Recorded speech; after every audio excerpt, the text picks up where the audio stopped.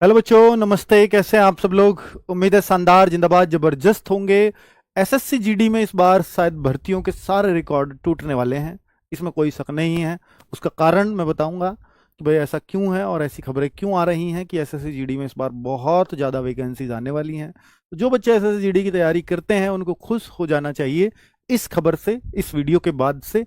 और अपनी तैयारी इस वजह से कमज़ोर कर रखी हो कि मेरा कट ऑफ ऊपर जाता है तो मैं शायद कहाँ सेलेक्ट हो पाऊंगा, इसलिए मैं क्यों तैयारी करूं। SSC GD cut off high जाने लगी है, हालांकि पिछली बार तो लो गई है, पर हाई जाने लगी है। मैं इसलिए तैयारी नहीं कर पाता क्योंकि वैकेंसीज लिमिटेड होती हैं। 40-50 हज़ार, 40-50 हज़ार लिमिटेड नहीं है, बहुत अच्छी वैकेंसीज हैं। पर इस बार शायद वो वैकेंसीज आपको 70-80-90 हज़ार तक देखने को मिल सकती हैं, जो एक बहुत बड़ा रिकॉर्ड होगा। और मुझे नहीं लगता कि इतनी सारी वैकेंसीज कभी आज तक आई हैं। ऐसी क्यों आवश्यकता पड़ी, या मैं क्यों कह रहा हूँ ऐसा? मैं कोई भी वीडियो लेकर के आता हूँ तो ऑथेंटिक रीजंस के साथ लेकर के आता हूँ, ऐसे ही नहीं हवा में कोई भी बात नहीं बोलता, ये आप सब बच्चे जानते हैं। तो भाई मैं ये सारी इन्फॉर्मेशन आप लोगों के लिए लेकर के आया हूँ। तो पहले तो बम्पर वैकेंसी क्यों है इस बार, या मैं क्यों कह रहा हूँ। एक तो ये खबर शायद आज के न्यूज़पेपर में आपने पढ़ ली होगी कि सीआरपीएफ के अंदर 20 नई बटालियन बनने जा रही हैं और बीएसएफ के अंदर 17 नई बटालियन बनने जा रही हैं। और आप मान सकते हैं कि करीब करीब एक बटालियन की जो नफरी है वो 1000 के आसपास आप मान करके चलिए। तो 20 अगर नई बटालियन है तो 20,000 सैनिक नए चाहिए, नई गठित होंगी। ये नहीं है कि ये 20 बटालियन और बनेंगी उनमें से एडजस्ट, नहीं, नई बटालियन। जितनी बटालियन अभी वहां काम करती हैं उससे अलग ये बटालियन है जिसमें नई रिक्रूट ही भर्ती होंगे, यानी ये नई वैकेंसीज ही क्रिएट होंगी। सीआरपीएफ हालांकि सबसे बड़ा बल है, फिर भी इसमें और ज्यादा जवानों की जरूरत। 3 लाख से ज्यादा ऑलरेडी इसमें जवान हैं। सीआरपीएफ क्या है भाई? आप हर स्टेट की पुलिस देखते होंगे, यूपी की पुलिस अलग है, हरियाणा की पुलिस अलग है, बिहार की पुलिस अलग है, राजस्थान की अलग है, उत्तराखंड की अलग, सबकी पुलिस अलग अलग हैं। ये सेंटर के पास भी तो एक पुलिस होती है। मान लीजिए कल को बिहार और यूपी का विवाद हो गया तो कौन सी पुलिस काम आएगी? भाई अगर दोनों को कंट्रोल करना है, दोनों के लोगों में दिक्कतें हो गई, तो वो बिहार की पुलिस अपने लोगों के साथ रहेगी, यूपी की पुलिस अपने लोगों के साथ रहेगी। तो फिर इसका सुलह या निष्पक्ष एक्शन कौन सा ले सकती है? सीआरपीएफ। आप देखते हैं कि केंद्रीय चुनाव आयोग, अब देखिए कोई चुनाव नहीं तो यूपी की पुलिस यूपी के में काम करेगी। अब सेंटर के पास, क्योंकि वो चुनाव आयोग सेंटर का काम है, तो सेंटर के पास कौन सी पुलिस है जो चुनाव सही से करा दे? तो सीआरपीएफ वहां काम आती है। यानी जब देश के इंटरनल मामलों में सामंजस्य बिठाना होता है तो सीआरपीएफ काम आती है। नक्सलवाद जो होता है, जो आपने सुना होगा कि भाई ये देश के इंटरनल मामला है। इंटरनल है, कोई ये बाहर उग्रवादी या आतंकवादी तो है नहीं, नक्सलवाद है। तो ये देश का इंटरनल मामला है। वो इंटरनल मामलों से दुखी होकर के वो नक्सलवादी गठन किया, लोगों को मारा, या उन लोगों से बदला लेने के जो भी पर्पज रहा हो, कुल मिलाकर के उसको कौन रोकेगा? तो सीआरपीएफ ही रोकेगी, केंद्र की पुलिस ही रोकेगी। ठीक है। तो अभी जैसे पहलगांव का मामला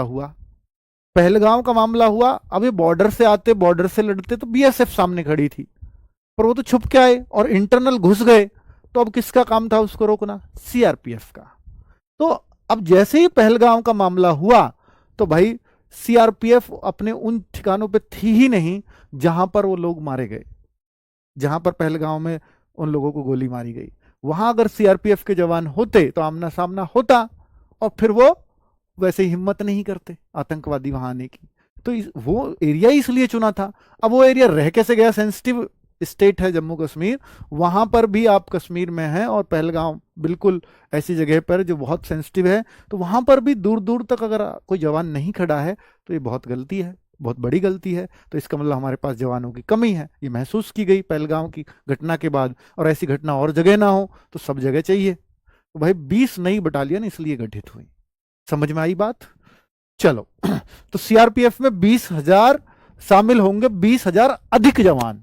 अधिक का मतलब समझ गए? ये नहीं है कि ये जो नई वैकेंसी आती है इनमें 20,000 जो होते हैं, नहीं, वो तो रूटीन वैकेंसीज हैं। लेकिन अब बीएसएफ को जल्द मिलेगी 16 नई बटालियन। तो इसमें अगर 1,000 माने तो 16,000 इसमें हो गए। ठीक है। तो 16,000 नए बीएसएफ में चाहिए, क्योंकि बॉर्डर को और सिक्योर करना है। कि ऐसे लोग घुसे कैसे, फिर वो पाए भी नहीं, वापस ढूंढे तो मिले भी नहीं, तो इसका मतलब सैनिकों की कमी थी। अब बॉर्डर बीएसएफ जो है बांग्लादेश बॉर्डर पे भी रहती है और पाकिस्तान बॉर्डर पे भी रहती है, बीएसएफ ही होती है सबसे आगे। तो दोनों बॉर्डर अब सेंसिटिव, क्योंकि बांग्लादेश से रिश्ते उतने अच्छे नहीं चल रहे हैं, पाकिस्तान से आपको पता ही है हमेशा क्या रहता है।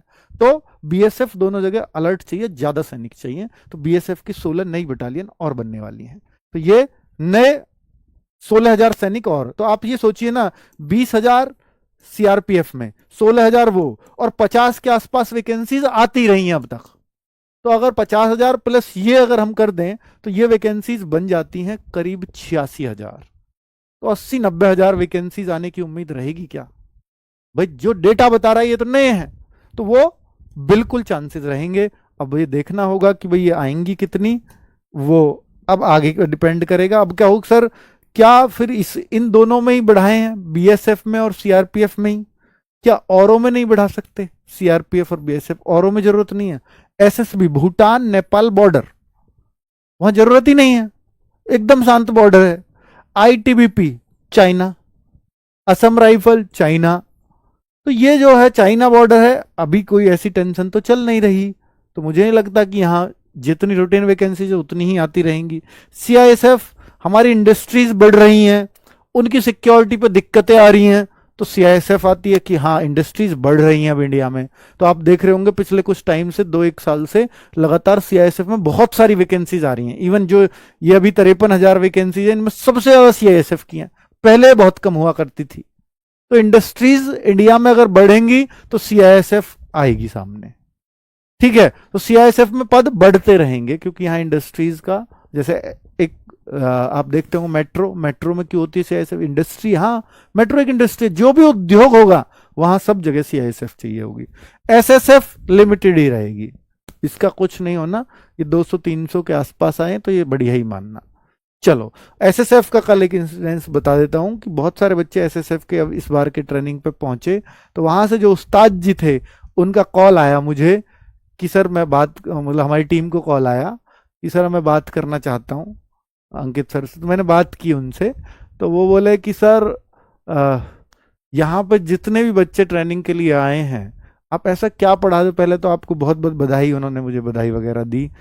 पहले तो आपको बहुत बहुत बधाई कि आप इतने बच्चों को, और सुदूर इलाकों से एसएसएफ में बच्चे आ पाते हैं, पहले नहीं होता था ऐसा, हालांकि पहले भर्तियां भी एसएसएफ की नहीं होती रही। तो अब जो मैं ट्रेनिंग करा रहा हूं तो यहाँ मैं आंध्र प्रदेश से भी बच्चा देख रहा हूँ, मैं यहाँ गुजरात से भी बच्चा देख रहा हूँ, मैं बिहार से भी मिल रहे हैं मुझे बच्चे, बंगाल से भी मिल रहे हैं, हर जगह से यहाँ एसएसएफ में बच्चा आ रहा है। शुरू की भर्ती में ऐसा नहीं हुआ था, शुरू की भर्ती में दिल्ली एनसीआर के आसपास के बच्चे आए थे। पर अब चाहे मैं बंगाल से बच्चे से पूछूं, चाहे मैं आंध्र प्रदेश के बच्चे से पूछूं, चाहे मैं बिहार के बच्चे से पूछूं, चाहे मैं झारखंड का जो बच्चा एसएसएफ में आया मैं उससे पूछूं, हर बच्चा सिर्फ रोजगार विद अंकित का नाम ही क्यों ले रहा है? ऐसा क्या पढ़ा रहे हो सर आप एसएसएफ वाले बच्चे को? मन की सर ये एसएसएफ वाले बच्चे नहीं, आप सीआईएसएफ में पूछो, आप सीआरपीएफ में पूछो, आप एसएसबी में पूछो, आप आईटीबीपी में पूछो, आप असम राइफल में पूछो, तो आपको पता लगेगा कि शायद हर जगह बच्चा यही नाम लेता हुआ मिलेगा। क्योंकि इनका कंसर्न है आरडब्ल्यूए को, इनको भर्ती कराने का अंतिम कदम तक आरडब्ल्यूए इनके साथ रहता है।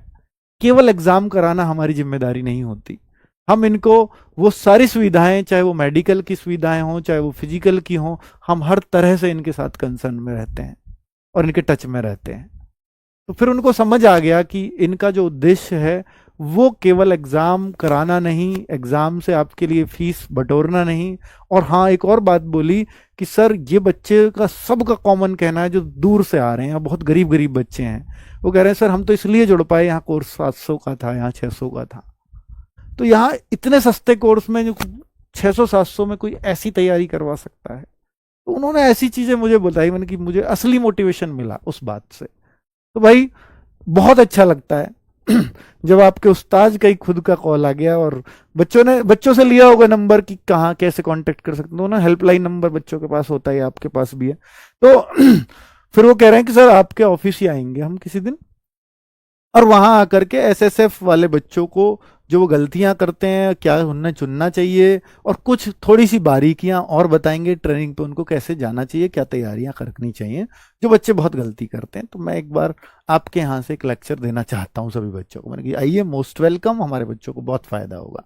ठीक है, तो वो आएंगे तो भाई आपको मिलवाऊंगा अभी तब भी। ठीक है, एसएससी जीडी फॉर्म्स अक्टूबर नवंबर में इस बार आ रहे हैं 2025 में। जो 80,000 90,000 की मैं बात कर रहा हूं वैकेंसीज की, ये आपको पता चलेगा अक्टूबर नवंबर में, जब नोटिफिकेशन आएगा तब क्लैरिटी आएगी। हालांकि शुरू में 30 आए, 40 आए, 50,000 आए, 60,000 आए, इससे कोई नहीं घबराना है, क्योंकि ये एसएससी जीडी का अब तक का जो रिकॉर्ड मैं बता रहा हूं पिछले 3 बार का लगातार, कि शुरू में कम पद आते हैं और फिर उन्हें बढ़ा करके 15, 20,000, 25,000 तक बढ़ते हैं, उन्हें डबल सा कर दिया जाता है। तो शुरू में अगर वैकेंसी आए भी, आप कहोगे सर आप तो 80,000 की बात करते थे, 86,000 की, ये तो आई है 40,000 ही, तो उससे घबराना नहीं है, वो बाद में बढ़ जाती हैं। ठीक है, चलो, तो वो अभी इस बात को क्लियर नहीं कहा जा सकता कि इसी दिन आपको सब कुछ पता लग जाएगा, है ना। तो वो पर बाद में इतनी ही हो जाएंगी, ये श्योरिटी है, क्योंकि नई वैकेंसीज दिख रही हैं और उनका कारण पता बताया है उन्होंने। तो एग्जाम जनवरी फरवरी में होगा, और एग्जाम के लिए आपको मालूम है कि भाई देखो, इस मौके को जो आपको मिला है कि इतनी सारी वैकेंसीज अगर आपको मिलने वाली है, बम्पर वैकेंसीज, तो इस मौके को अगर आपने हाथ से गवा दिया तो फिर आगे कैसे उम्मीद करोगे आप अपने सिलेक्शन की। खुद बताओ कि जो बच्चा ये सोचता है ना, फिर बच्चा इस तरह से सोचता है कि सर मेरा 80,000 में नहीं हुआ, आगे तो 40,000 ही आएंगी, तो मेरा कैसे हो जाएगा। तो आप खुद को डिमोटिवेट करते हो फिर, है ना। तो इसलिए बेहतर है कि भाई आप डिमोटिवेट तब भी होगे मेरे समझाने से, तब भी नहीं मानोगे, तो बेहतर है कि इसमें सिलेक्शन ले लिया जाए कि 80-90,000 जो भी आ रही हैं, जितनी भी आ रही हैं, सबसे ज्यादा ही आएंगी इस बार, तो क्यों ना इस बार बहुत मन से तैयारी कर दी जाए।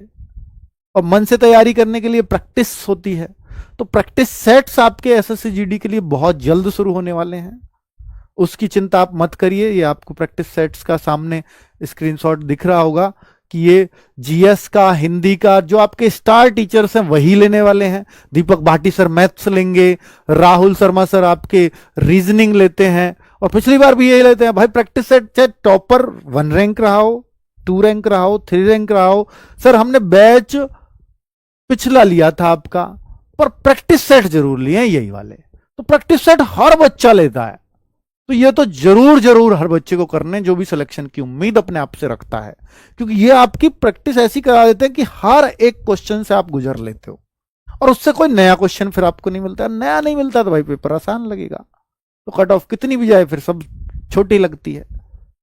ठीक है, तो कुल मिलाकर के ये एक टीम है जो आपको मिलने वाली है बहुत जल्द, और अगस्त के शुरुआत में हम ये प्रैक्टिस सेट शुरू करने वाले हैं।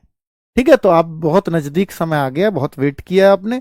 बुक्स वगैरह मैंने आपको बता दिए कि भाई आपके देखिए हिंदी की एसएससी जीडी बुक सब पढ़ते हैं, सब बच्चे।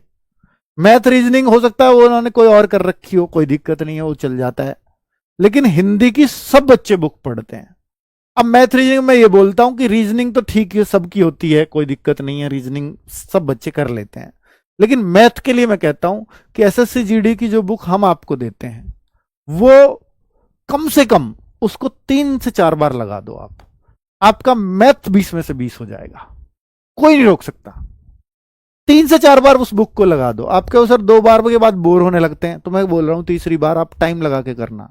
टाइम लगा के कैसे कि 2 बार कर ली, अब लगता है हर क्वेश्चन आता है 2 बार करने पे ये लगता है, तो तीसरी बार क्या करेंगे हम, एक टॉपर ने बताया था इस बार कि सर जो आपने बात बोली थी फिर मैंने वही किया और पूरे के पूरे किए हैं। तीसरी बार उसने क्या किया कि जो क्वेश्चन है पहले चैप्टर में मान लीजिए 80, तो 80 मिनट लगा दिए।